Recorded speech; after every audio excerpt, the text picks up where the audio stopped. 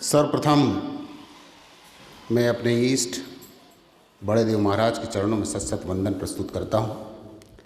तत्पश्चात आज जिनका बलिदान दिवस हम यहाँ पर मनाने जा रहे हैं, ऐसी शख्सियत जिन्होंने हमें क्रांति और जल जंगल ज़मीन को हम कैसे बचाएं का संदेश देने वाले भगवान बिरसा मुंडा जी के चरणों में सत सत वंदन। साथ ही आदिवासी समाज में जन्मे जितने भी हमारे वीर शहीद, चाहे वो बाबूराव शरणवाके जी हों, राजा शंकर साहब जी हों, रघुनाथ साहब जी हों, वीर नारायण जी हों या गुंडाधूर जी हों, महारानी लक्ष्मी दुर्गावती जी हों या रेणुबाई जी हों, बिट्टूबाई जी हों, मुड्डे देवी हों या बिरजू भोई जी हों, उन सभी के चरणों में अपना संसद वंदन प्रस्तुत करता हूँ।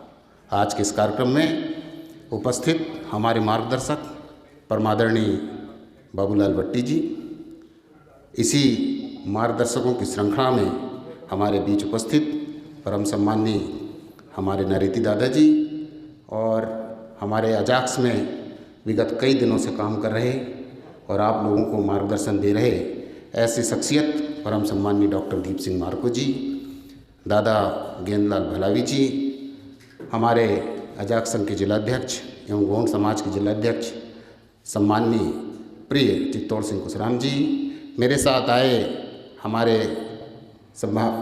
अजाक संघ के महासचिव सम्माननीय सुरेश उइके जी, इनवाती जी, यहाँ पर बैठे हमारे जो आपके साथ में युवा साथी के रूप में काम कर रहे हैं हमारे मरकाम जी और हमारी बहनें और युवा साथियों, देखिए ऐसा है, ऐसे कार्यक्रम कोई भाषणबाजी के नहीं होते।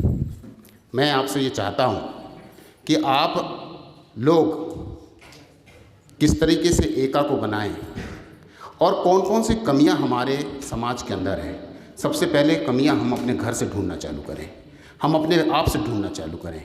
जब हम अपने आप को सुदृढ़ बनाएंगे तो समाज में सुदृढ़ता की एक सीढ़ी को पार कर जाएंगे। चाहे हम शैक्षिक रूप से सुदृढ़ बनाएं, सामाजिक रूप से सुदृढ़ बनाएं या आर्थिक रूप से सुदृढ़ बनाएं। क्या है हम लोगों की कमजोरी? हमने देखा है आज भी हमारे समाज का व्यक्ति लकड़हारा का काम कर रहा है, घास काटने का काम कर रहा है। आज भी हम देख रहे हैं कि हमारी जो माताएं हैं गड्ढे खोदने के लिए जाती हैं, छिटुआ में मट्टी पकड़ के और डाल रही हैं। माताएं हमारे जंगल में जाकर के पत्ते तोड़ने का काम कर रहे हैं। ये तमाम काम हम कर रहे हैं। हमारा ध्यान पूरी तरह से किस तरफ होना चाहिए? हमारे शैक्षिक उत्थान की तरफ, आर्थिक उत्थान की तरफ। सामाजिक उत्थान ऑटोमेटिक हो जाएगा। यदि आपने शैक्षिक उत्थान और आर्थिक उत्थान कर लिया आपका, तो आपका सामाजिक उत्थान ऑटोमेटिक हो जाएगा। आज ये जो देख रहे हैं ना आप लोग शर्ट पैंट में या आप लोग सलवार सूट में जो देखते हैं अपने आप को, या आज आप प्राइमरी स्कूल से कॉलेज लेवल तक पहुंच गए, उसके पीछे कारण क्या है? उसके पीछे कारण है आपका शिक्षा की तरफ रुझान। जब आप शिक्षा की तरफ रुझान देंगे तो हमारे जो पूर्वज हैं, हमारे जो शहादत देने वाले वीर शहीद हैं, उनके सपनों को हम साकार करते चले जाएंगे। क्यों? इसलिए अभी हम देख रहे थे कि पूरा हाल भरा हुआ था, लेकिन अब धीरे धीरे लोग कट लिए। कारण ये है कि हमको एजुकेशन पे काम करना पड़ेगा, है ना, फाइनेंस पे काम करना पड़ेगा और प्लस सोशलिज्म पे काम करना पड़ेगा। लेकिन हम अभी तक इन कामों को सार्थक रूप से नहीं कर रहे हैं। कुछ रूप से कर रहे हैं, 10% हम सफलता प्राप्त कर चुके हैं, जिसका परिणाम आपको देखने मिल रहा है कि आज हम लोग यहाँ बैठ करके इतने लोग आपस में एक विचार मंथन कर रहे हैं। लेकिन यदि पूर्ण लगन के साथ हम इस काम को करने लगेंगे तो आपको पता है इस देश के हम मूल मालिक हैं और हमारे पास हर प्रकार का संसाधन है। आज हम पढ़ लिख लेते हैं, थोड़ा सा हमको मालूम होता है कि यार यहाँ पर 20 रुपये मिल रहा है और नागपुर में 100 रुपये मिल रहा है, हम उठाए डेरा और नागपुर में चले जाते हैं। लेकिन हमारा वहाँ पर कितना सोशल अवमूल्यन होता है। अगर हमारी बहन बेटी वहाँ गई है तो न जाने किस दुश्मन की नज़र उसके ऊपर है। सोशल जो सामाजिक अवमूल्यन है उस पर हमारा ध्यान नहीं जाता, जिसके कारण हमारा जो डिस्टर्बेंस होता है, पारिवारिक डिस्टर्बेंस, वो चलता रहता है। इसलिए मैं आप लोगों से अनुरोध करूँगा कि आप ये काम करो।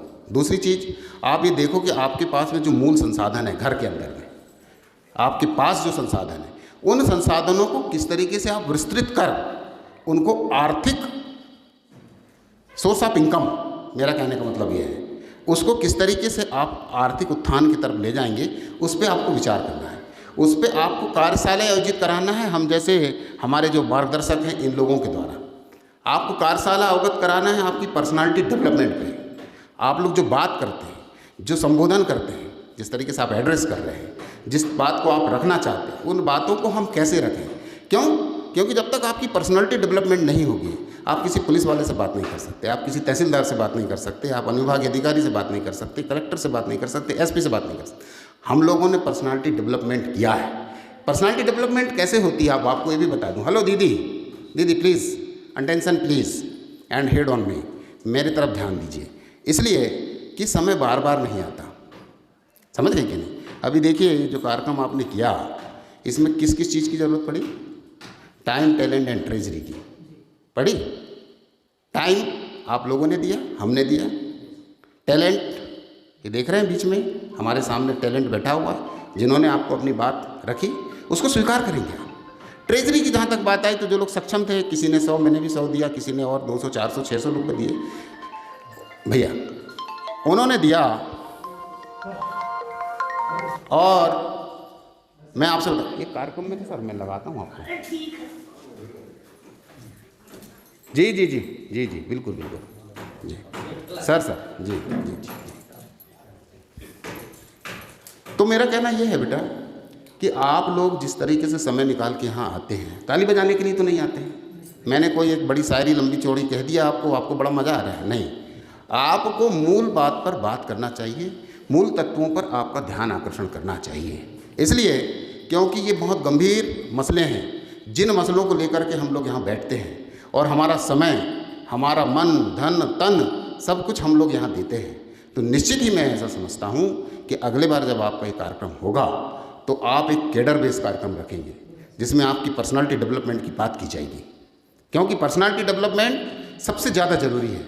उसके बाद एजुकेशन पे बात की जाएगी, उसके बाद सोर्सेस ऑफ इनकम पर बात की जाएगी, और उसके बाद सोशलिज्म पे बात की जाएगी, और उसके बाद फिर सारी चीज़ें, एक सिक्के के एक पहलू में ये सब चीज़ें हैं, और एक सिक्के के दूसरी तरफ एक राजनीतिक नाम का पहलू है। वो भी एक चीज़ है जो बहुत सख्त क्या बनाता है, हमको मजबूत भी बनाता है, लेकिन उसको मजबूत कड़ी में हम किस तरीके से परिणित करेंगे, किस तरीके से हम उसे जोड़ेंगे, किस तरीके से उसको हम अचीव करेंगे उस चीज़ को, उसके लिए भी हमको इन 3-4 चीज़ों से चल करके जाना पड़ेगा। तो अगले बार ध्यान रखें, आप टाइम बाउंडेड रहें। सारे बच्चों से कहें कि 3 घंटे का कार्यक्रम है, 3 घंटे में सिर्फ कुछ चीज़ों पर बातचीत की जाएगी। शिक्षा पे, आर्थिक उत्थान पर, सामाजिकता पर बात की जाएगी, आपके व्यक्तित्व को कैसे निखारें उस पर बात की जाएगी। इन बातों को आप नोट कर लें, इन्हीं उद्देश्यों को लेकर के आप अगला कार्यक्रम तय करें। क्योंकि देखो बेटा, हमारे जो लोगों ने, उन्होंने जो जल, जंगल, ज़मीन के लिए नदी, पहाड़ और मैदान और तमाम चीज़ें एक करके जो आज हम लोगों को इस मुकाम पर पहुंचाया है, उनके सपनों को हम साकार कैसे करेंगे, उस पर हमको विचार करना है। समझ गए ना आप? मैं ज़्यादा कुछ बोलूँगा नहीं, लोग कम हैं लेकिन बहुत हैं। लेकिन अगली बार आप तय करें, दीदी लोगों को जवाबदारी दें, हमारे भाई लोगों को जवाबदारी दें, हम लोगों को भी जवाबदारी दें कि हम लोग भी क्या कर सकते हैं। ऐसी जवाबदारी आप सौंपें। हम तो समाज के लिए काम कर ही रहे हैं, करते रहेंगे, और हमारा तो अब 48-49 साल की उम्र हो गई, आधे से ज़्यादा, समझ गए कि नहीं। और अब इतना काम कर रहे हैं, अब अगला कड़ी में हम आपको जोड़ना चाह रहे हैं, हम आपको आगे बढ़ाना चाह रहे हैं। ये जो वक्तव्य जो हम दे रहे हैं 10 मिनट, 15 मिनट, 20 मिनट खड़े होकर के, इन वक्तव्यों को आप सार गर्भित तरीके से अपने आने वाली पीढ़ी के लिए, आपके समतुल्य पीढ़ी को किस तरीके से संचालित करेंगे, उस पर हम बातचीत करेंगे। ठीक है, बात हो गई। फिर से मैं हमारे वीर शहीदों को, भगवान बिरसा मुंडा जी को सत सत नमन प्रस्तुत करते हुए आप लोगों से विदा लेता हूँ। आप सभी का बहुत बहुत धन्यवाद। जय शिवा, जय जोहार।